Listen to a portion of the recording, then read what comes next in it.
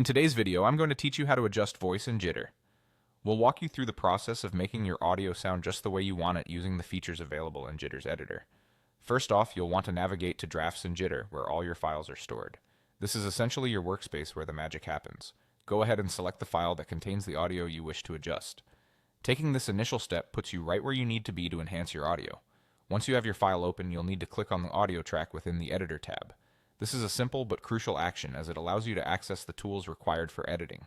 By clicking on the track directly, you're signaling to Jitter that this is the part of your project you wish to work on. This immediately brings up a suite of options on the right-hand side of the screen, providing everything you'll need to start making adjustments immediately. With the settings now visible on your right, you enter into the heart of the audio adjustment process. You can begin by setting your audio offset. The offset allows you to adjust when exactly your audio begins playing within your project. This is particularly useful if your visuals and audio need to be precisely aligned, creating a cohesive experience for your audience. Next, you'll have the option to set both the play duration and the volume.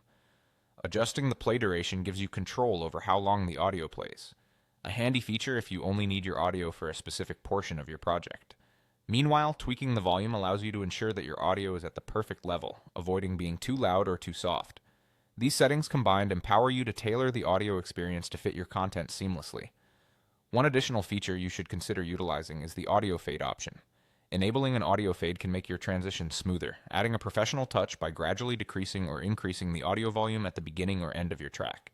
This feature is particularly effective in avoiding abrupt starts and stops that can distract or unsettle your audience. Throughout this process, remember that each adjustment contributes to a more refined final product. Take your time experimenting with these settings to see what works best for your project's needs.